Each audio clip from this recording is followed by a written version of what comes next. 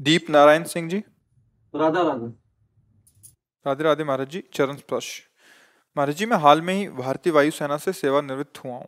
मेरे वृद्ध माता पिताजी गांव में रहते हैं और मैं अभी बेंगलोर में रहता हूँ। मेरे माता पिताजी चाहते हैं कि मैं अब गांव में ही उनके पास रहूं, उनकी सेवा करूं। गुरुजी, मेरी भी यही इच्छा है, परंतु अपने बच्चों की शिक्षा के बारे में सोचता हूँ तो धर्म संकट में पड़ जाता हूँ। मेरे माता पिता या किसी तो भी आप हालत में। उनको बंगलौर बुलाइए, तो आप फिर आपका अब विशेष कर्तव्य है माता पिता को सेवा देना और उनको दुलार देना, पैसा देना नहीं। जैसे बच्चे हैं ना, अनाथालय में पैसा जमा कर दो माता पिता का। अगर तुम्हें अनाथालय में वो पालते तो तुम्हें कैसा लगता? उन्होंने अपनी गोद में शौच तुम्हारी करवाई, लघुशंका करवाई, इतना बड़ा किया है। अब अवस्था आ गई उनकी हो कि आगे चलकर उनको शौच करवाना पड़ेगा आपको। तो आपका प्यार और दुलार उनको सुख देगा, ना कि व्यवस्थाएं कि भाई हम माता पिता को 10,000 अपनी पेमेंट से भेजते रहेंगे। ऐसा नहीं। जरूरत है तुम्हारी, उनको पैसा उतना न मिले, कोई उनको परेशानी नहीं। जरूरत है सानिध्य की, जरूरत है प्यार दुलार की। और ऐसा नहीं है कि अब गांव में भी अच्छे विद्यालय आसपास होते हैं कि शहर में ही पढ़ाई ठीक होती, गांव में नहीं होती, ऐसा भी नहीं। और दूसरी बात है, बुद्धि का प्रकाश केवल लौकिक विद्या के पढ़ने से ही नहीं होता है। आशीष और अध्यात्म से भी उसका बहुत दिव्य प्रकाश होता है। हम लोग कक्षा 9 पढ़े हैं गांव के स्कूल से, 9, जिसमें 5 तक तो केवल ककारा मात्राएं ही याद कराई जाती थी। अब तो 1-2 के बच्चे अंग्रेजी पढ़ते हैं। 6वीं क्लास में ABCD सिखाई जाती थी। 9 तक पढ़े हुए हैं। बुद्धि का विकास और प्रकाश प्रभु का आश्रय लेकर नाम जप करते हुए अगर पढ़ाई की जाए तो बहुत दिव्यता आ जाएगी। तो हमें तो नहीं लगता कि गांव में ऐसी पढ़ाई नहीं होगी जैसी शहरों में होगी। हाँ, ये है कि परिवार न राजी हो, बात तुम्हारा अलग है। लेकिन अब इस समय राजी नाराजगी की बात नहीं, इस समय उनको तुम्हारे सानिध्य की जरूरत है, माता पिता के सानिध्य की जरूरत है। और उनका आशीष भगवद आशीष है। अगर उनका आशीष हो गया तो नहीं, बहुत पढ़े लिखे इंजीनियरिंग किए भी ऐसे ही घूम रहे हैं। ऐसा थोड़ी कोई बहुत रुपया कमा रहे हैं या बहुत, ऐसे नहीं, पढ़े लिखे भी और आशीष है ना, तो वो सर्व सुख प्रदान कर देता है। तो हमारी तो राय यही है। अभी कल ही परसों सत्संग में आया था कि पृथ्वी से महान कौन, यक्ष ने पूछा। तो युधिष्ठिर जी ने कहा माँ। और आकाश से बड़ा कौन? उनका पिता। मतलब पृथ्वी से भी महान और आकाश से भी बड़ा माता पिता का पद रखा गया है।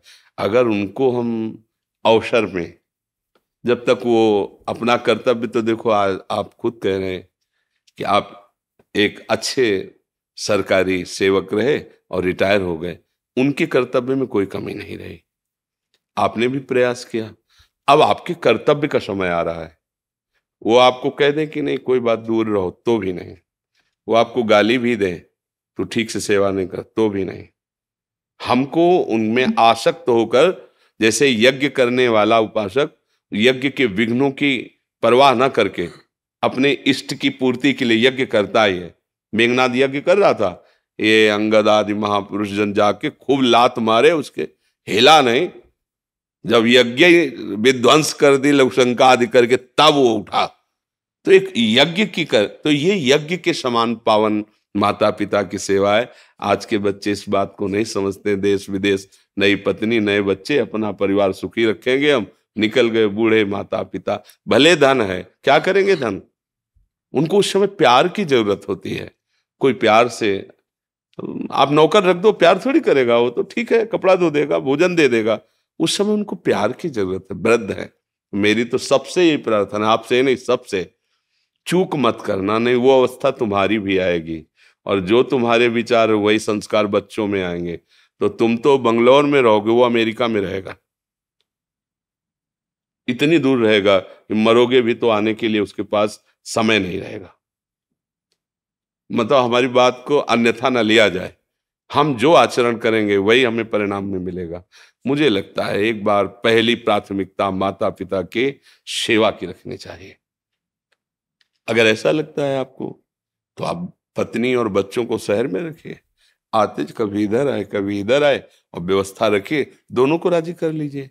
बुद्धिमानी तो इसी में है ना, कि व्यवस्था कीजिए उस तरह से कि भाई सेवा में माता पिता की भी एक आदमी रख दिया, इधर बच्चों की पढ़ाई लिखाई पत्नी की व्यवस्था, और ऐसी व्यवस्था रख ली, 2 दिन आकर इधर जांच कर लिया, 2-4 दिन इधर कर लिए। नहीं तो मुझे लगता है कि भगवद आश्रित होकर अब तो हर जगह विद्या अध्ययन बहुत उच्च कोटि का। ऐसा तो मुझे नहीं लगता कि गांव की विद्या बहुत, अब पहले थी, पहले बात थी, अब नहीं है। अब तो छोटे छोटे बच्चे, उनसे कहो 39, तो बोले आप इसको अंग्रेजी में बोलिए, छोटे बच्चे बोलते 39, उनको हिंदी से बोलना नहीं आता, गांव के बच्चे हैं, हाँ उनको बोलना पड़ेगा 39, बोले आप समझ गए। ऐसा तो मतलब पढ़ाई हो रही है, तो उत्तम बातें हैं हमारी तरफ से, क्योंकि हम जहाँ हैं ये अध्यात्म मार्ग है। माता पिता के आशीर्वाद से सब कुछ हो सकता है। अगर उनका भाव बिगड़ गया तो अब फिर दोबारा मां नहीं मिलती। आज वो वृद्ध हो गए, अब उनकी सेवा के लिए कोई है नहीं, और हम अपनी और अपने संतान की उन्नति का सोचे तो उनका क्या होगा। कई ऐसे माता पिता दुख भरे मिले हुए हैं, माना है कि उनके बच्चों ने लाख रुपए जमा कर दिए वृद्धाश्रम में, अनाथालय में। नहीं नहीं भाई, अनाथालय की जरूरत नहीं, तो उनके पुत्र वो अनाथ कैसे है? उनकी चाहे उनको समीप बुला के या उनके समीप जाके या दोनों की दोनों जगह व्यवस्था करके, पढ़े लिखे हो जैसे बने उनको राजी कर लो। और जब तक उनका शरीर पूरा ना हो जाए तब तक ये बहुत बड़ी यज्ञ है, बहुत बड़ी तपस्या है, ये मानकर वो तुम्हें गाली दे सकते हैं, वो 4 लोगों के सामने तुम्हारी निंदा कर सकते हैं। रात दिन सेवा करोगे फिर भी वो निंदा करेंगे, तुम्हें नहीं सुनना, तुम्हें वही सेवा करनी जैसे कर रहे हो, तो उसका फल क्या होगा? प्रकाशित हो जाओगे, इस लोक में भी सुखी रहोगे, परलोक में भी सुखी रहोगे।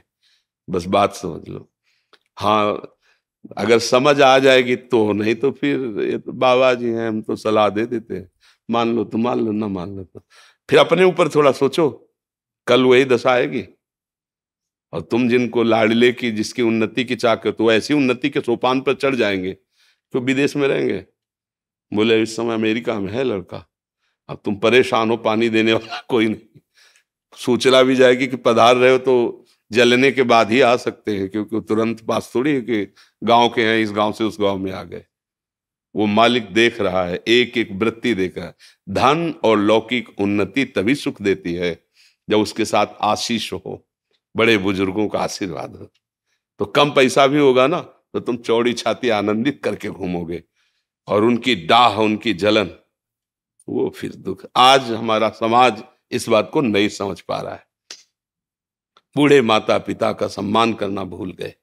एक परिचय के थे तो ऑफिसर थे, तो उनके पिताजी गांव के थे, अंगूछा डाले और ऐसे कांच लगाए, अब गए वहां, पहले तो घुसने ही नहीं दिया, तो उनका ले जो तुम्हारे सर हैं उनके हम बाप हैं, तो हाँ रास्ता जब गए तो वो कुर्सी से नहीं उठे।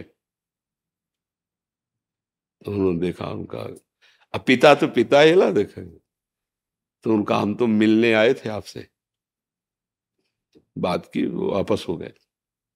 और जब वापस हो रहे थे धीरे धीरे कदम से, तो उनके बगल वाले ऑफिसर, ये कौन था, आपसे कोई प्रणाम नहीं किया, मतलब आपको सल्यूट नहीं किया आप ऐसे? बोले हमारे घर का एक नौकर था, वो मिलने आया था। उनके कान में आवाज पड़ी, बस आंसू गिराते हुए गए। और जब मिले हमसे तब बताया कि कह रहा था अपने ऑफिसरों के सामने कि हमारे घर का नौकर है। बोले पढ़ाया लिखाया, मेहनत करके उसको उस पद में पहुंचाया, और हम ही को कह रहा था कि ये नौकर है, उठ के पैर भी नहीं छुआ था। तो कल्याण की तो बात जाने दो, कभी शांति और चैन से सो नहीं पाएगा, क्योंकि औरों का साप चाहे विलंब से लगे, जिसने पाला है वो माता पिता, नौकर अरे उठ के छूते तो उनका हृदय भारी हो जाता है कि पढ़ाया लिखा है ना, देखो मेरा लड़का सभा में अफसरों के सामने पैर छू रहा। ये एक काशी भेजा बेटे को पढ़ाने के लिए, थोड़ा मेहनत करके, किसानी से, ब्राह्मण परिवार का था, विद्वान बने हमारा पुत्र। अच्छा, और 10 वर्ष यहां से पैसे भेजते, 10 वर्ष बाद आए तो पिता तो किसान आदमी, अब उनको पंडितों के बीच में पिता ने जो बहुत सूक्ष्मता से देखा, ऐसे जैसे देखो प्रणाम की एक मुद्रा, पेट में हाथ लगाया ना वैसे, देखा प्रणाम कर पेट को, पेट नहीं चरण में हाथ लगाया जाते, ले देखा ऐसे तो ऐसे ही वो समझ गया। तो उनका बेटा पढ़े, बोले हाँ पढ़े। बोले लेकिन पढ़ाई का जो फल है वो तो दिखाई नहीं दे रहा मुझे। विद्या विनयम ददाति, विद्वान पुरुष विनम्र होता है, विद्या नम्रता प्रदान करती है। तुम्हारे अंदर अभी वो विद्या नहीं है जिसको पढ़ाने के लिए भेजा था, वो विद्या तुम्हारे अंदर नहीं। तो उनका आप जांच लीजिए, आप हमसे जो प्रश्न चाहे वो प्रश्न कर सकते हैं, जैसा चाहे आप। हम बोले अपने गुरुजी से पूछना जाकर के, एक बार काशी जाओ पैसा हम फिर देते हैं, कि पिताजी ने कहा है कि तुम्हें वो विद्या प्राप्त नहीं जिस विद्या के लिए हमने काशी भेजा था। आज हम लोग बहुत पढ़े लिखे ग्रेजुएट हो रहे हैं, लेकिन वो विद्या धूर्तता ला रही है। नहीं दे, कठोर शब्दों से माता पिता को उत्तर दे देना, तुम क्या जानो पुराने जमाने के, हमारी आधुनिकता की नई समाज ऐसा। जो प्रातः काल उठ के रघुनाथा, मात पिता गुरु नावई माता, जो स्वयं भगवान है वो अपने माता। और आज हम ग्रेजुएट हो रहे हैं, उनके चरण छूने में सब चाहते हैं, अगर वो बीमार हो जाएंगे तो उनकी सोच फेंकने में सब चाहेंगे। और उन्होंने वर्षों हमें गोद में लगाया है लघु शंका की। मुझे लगता है ये पढ़ाई लिखाई संपत्ति ये चैन नहीं दे पाएगी अगर बुजुर्गों की छाती जली और उनको लगा कि, तो मेरी प्रार्थना सबसे, आपको ही निमित्त बनाकर उपदेश दे रहे हैं सबको, कि भाई मेरी बात मान लेना, जीवन भर पछतावे से मुक्त नहीं हो पाओगे अगर अपने माता पिता को इस स्थिति में छोड़ दिया। तो इसका तुम कुछ भी बन जाओ, जलोगे, रात दिन जलोगे। देख लेना, हमारे वचन याद कर लेना। और अगर वो ऐसे करके ऐसे कर देला तो नमक रोटी भी खाओगे, मस्त घूमोगे, कोई बाल बांका नहीं। माता पिता भगवान का स्वरूप होते, वो दुलार कर दे, आशीर्वाद दे देना कि हमारा बच्चा बहुत हमारी सेवा हो गया, वो भगवान बैठा अंदर देख रहा है। भगवान की प्राप्ति भी इसी से हो जाएगी, भगवान की भी प्राप्ति हो जाएगी। विट्ठल भगवान इस बात का प्रमाण है। मुंडरीक जी अपने माता पिता की सेवा करते थे, भगवान का स्वयं आकर भगवान कहा कि हमारा साक्षात्कार कर लो, मैं भगवान हूं। आज भी बैठे हैं जो विट्ठल भगवान है ऐसा।